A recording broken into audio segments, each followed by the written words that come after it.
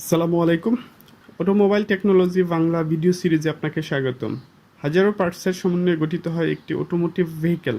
একটি গাড়ির প্রত্যেকটি পার্ট আলাদা আলাদাভাবে কাজ করে গাড়িকে সচল রাখে। কোন পার্ট কী কাজ করে, ড্যামেজ হলে কী ধরনের সিমটম দেখা দেয়, এর ফলে কী কী রিস্ক থাকতে পারে, এরূপ গুরুত্বপূর্ণ বিষয় নিয়ে আলোচনা করা হয়ে থাকে এই ভিডিও সিরিজে। Hybrid battery pack. হাইব্রিড ভেহিকেলে ইন্ডাকশন মোটরকে শক্তি দিতে হাইব্রিড ব্যাটারি ব্যবহৃত হয়। বিভিন্ন মডেলের হাইব্রিড ভেহিকেলে ভিন্ন ভিন্ন সাইজের 200 থেকে 300 ভোল্টের হাইব্রিড ব্যাটারি প্যাক থাকে। এটিকে ট্রাকশন ব্যাটারিও বলা হয়ে থাকে। হাইব্রিড ব্যাটারি সাধারণত দুই ধরনের হয়ে থাকে: লিথিয়াম আয়ন এবং nickel metal hybrid battery. Hybrid battery খারাপ হলে গাড়ি আর ইলেকট্রিক মোটরে চলে না, তখন শুধু ইঞ্জিনের শক্তিতে চলে।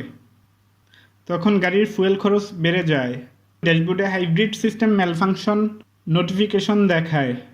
ব্যাটারি উইক হলে ইঞ্জিন স্মুথলি স্টার্ট হয় না। স্টার্টের সময় ভাইব্রেশন এবং অ্যাবনর্মাল শব্দ পাওয়া যায়।